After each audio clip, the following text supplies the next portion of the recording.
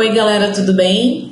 Estamos aqui para mais uma aula de literatura no tadominado.com e meu nome vocês já devem saber, né? Lígia, e meu e-mail, para quem não anotou, anote aí, ligia@tadominado.com.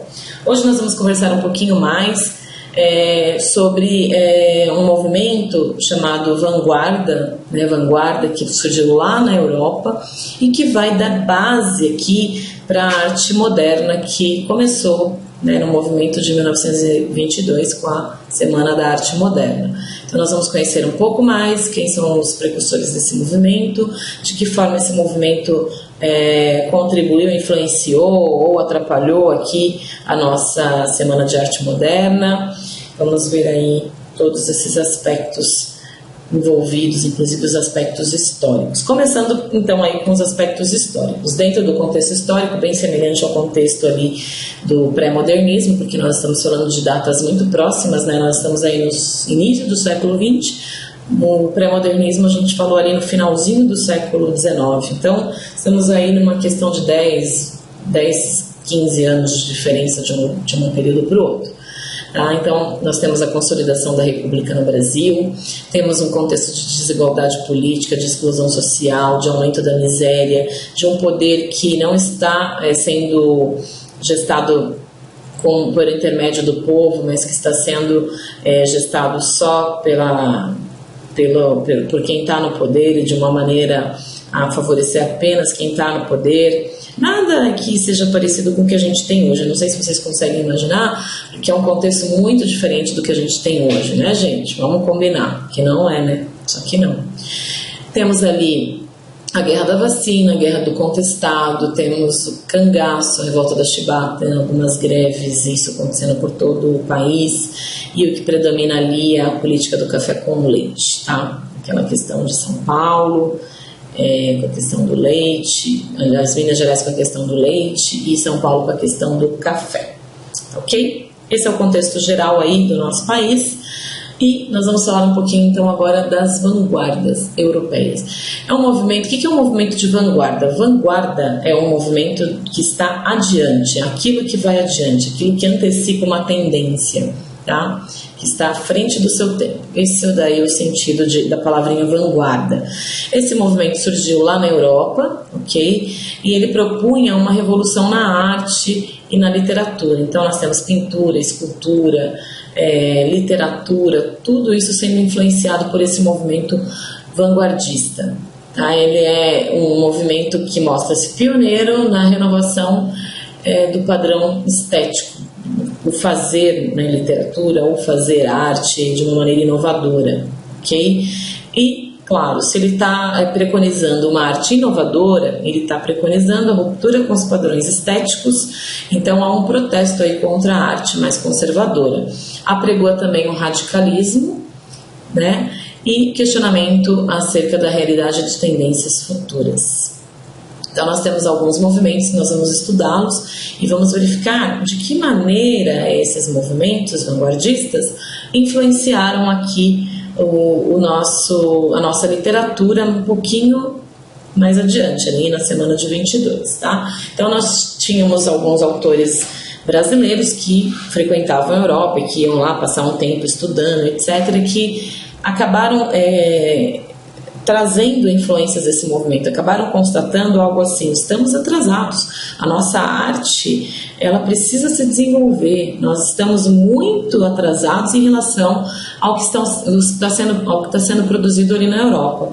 Então vamos acordar, vamos fazer um movimento com a nossa cara, vamos fazer uma literatura com a nossa cara, vamos romper com os padrões, vamos tentar modificar essa nossa realidade, essa nossa arte engessada. Então esses ideais estavam todos ali plantadinhos já nas vanguardas e foram os ideais que acabaram por culminar aqui na Semana de Arte Moderna no nosso país. Então o primeiro movimento em 1907 é o cubismo.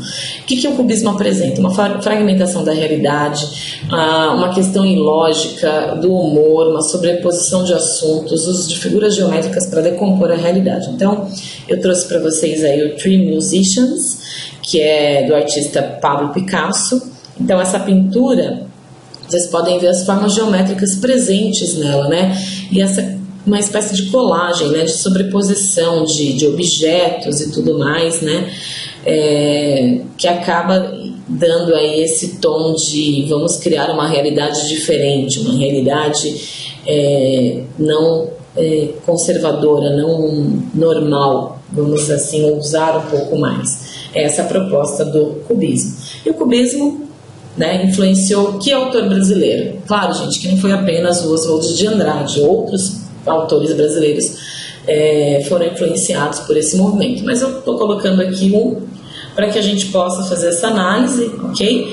E começar a entender um pouquinho mais o que vem a ser esse modernismo, que vai ser abordado com maior profundidade numa próxima aula. Tá? Hoje o nosso foco é a vanguarda europeia. Vou trazer de uma maneira mais genérica a questão do modernismo, mas na próxima aula a gente se aprofunda um pouquinho mais no modernismo sozinho, tá ok?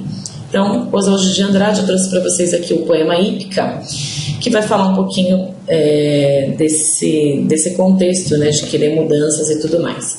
Então ele fala assim: saltos recordes, cavalos da penha, correm joques de Higienópolis, os magnatas, as meninas e a orquestra toca, chá na sala de coquetéis. Então o que nós temos aí? Uma análise preliminar, a gente pode ver que não temos pontuação, a gente pode ver que temos um excesso de substantivo, a gente pode ver que até a leitura fica um pouco prejudicada, né, por essa ausência de pontuação e que parece que ele está simplesmente descrevendo uma realidade de uma maneira um pouco recortada, né? Como se ele tivesse, eu vi isso, vou colocar aqui, eu vi uma outra coisa, vou colocar do lado, vou colocar uma outra observação do outro lado, e assim vai. Então é uma construção cubista nesse sentido. Então se a gente for fazer uma leitura mais dinâmica do poema, a gente, sem essa questão da pontuação, a gente acaba se remetendo realmente a essa questão da hípica, que é a corrida de cavalos, né? A gente acaba trazendo para esse poema essa sonoridade, essa velocidade, né? Vamos colocar assim, das corridas de cavalo, ok? Vamos para o próximo. Nós temos aí o futurismo, que nasceu em 1909, é uma data, claro, didática, né, gente? A gente não tem nada de é isso e ponto, mas é uma data para que a gente se situe, né, em torno da predominância desse movimento. Então nós temos no futurismo a valorização de tecnologias, da máquina, da indústria, a velocidade retratada nas obras, há uma quebra de sintaxe, um exagero no uso de substantivos em detrimento do uso dos adjetivos e também a ausência de pontuação. Então, os artistas representativos desse movimento futurista, nós temos o Philippe Tommaso Marinet, Umberto Boccioni, e Giacomo Balla. Então, nós temos aí como um autor brasileiro que foi influenciado pelo futurismo, o Mário de Andrade. Trouxe para vocês a obra O Dinamismo de um Ciclista, do Umberto Boccioni, e para a gente analisar essa questão dessas voltas, né? Se a gente analisar aqui, tem uma pessoa em movimento e a realidade ao redor aí dele também está nesse movimento. Então talvez essas pinceladas aí, né, para quem é mais da área de artes possa explicar melhor para nós, mas dá para a gente sentir que não é uma obra estática, não é uma natureza morta, por exemplo, né? É uma obra que apresenta um dinamismo, um movimento, e isso é predominante aí no movimento futurista. Trouxe para vocês um poema do Mário de Andrade que vai falar um pouquinho disso. Tem um pouquinho dessas características que a gente acabou de ver. Ode ao burguês, é um trecho, tá bom, pessoal? Eu insulto o burguês níquel, o burguês, a digestão bem feita de São Paulo, o homem curva, o homem nádegas, o homem que, sendo francês, brasileiro, italiano, é sempre um cauteloso pouco a pouco. Então, uma obra aí do Mário de Andrade. Temos aí uma maneira diferente, né, de fazer as construções, né, o burguês níquel, homem nádegas. Nós vemos aí a junção de dois substantivos, né, para passar uma ideia. E isso é inovador, isso é super inovador, uma tendência super futurista, não é algo que se remete a nenhuma literatura clássica, nenhuma estrutura clássica de fazer poesia, ok? Próximo movimento que nós temos é o expressionismo, é da data de 1910, e ele é caracterizado pela exteriorização dos sentimentos, tá? E é uma arte regida pelas sensações, em oposição à repressão. Então é uma forma de expressar um protesto contra a repressão social. O que nós queremos? A liberdade de criar, a liberdade de poder falar da nossa arte, de poder falar dos nossos sentimentos. Esse é o expressionismo.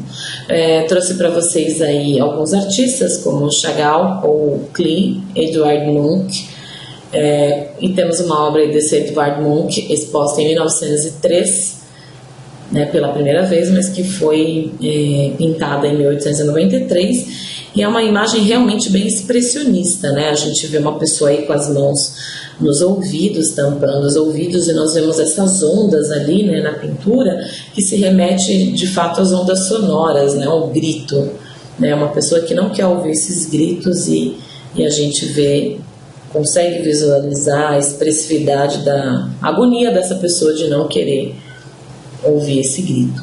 Então é uma pessoa que foi influenciada, né, aqui no Brasil, Augusto dos Anjos, ok?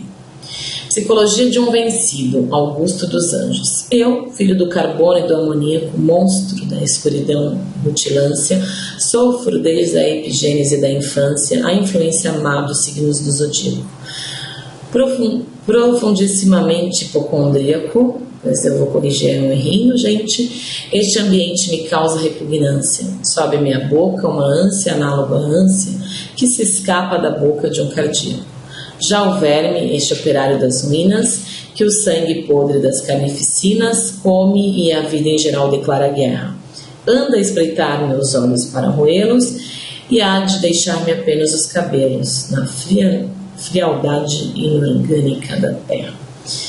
Muito profundo, muito pessimista, muito triste, como sempre, o Augusto dos Anjos, né? Psicologia de um vencido, e usando aqueles termos mais técnicos, né? Amoníaco, carbono, epigênese, hipocondria, com temas relacionados aí à medicina cardíaca, e assim vai, ok?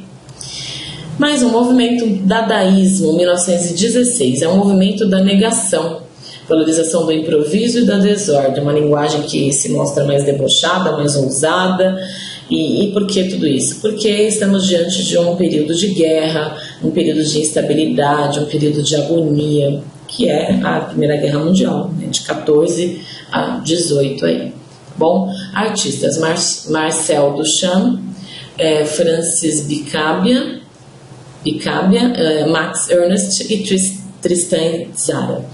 E quem foi influenciado aí por esses artistas, melhor dizendo, Oswald de Andrade. Só um exemplo, porque existem outros artistas, como eu já falei, que também foram influenciados por esse movimento dadaísta, tá?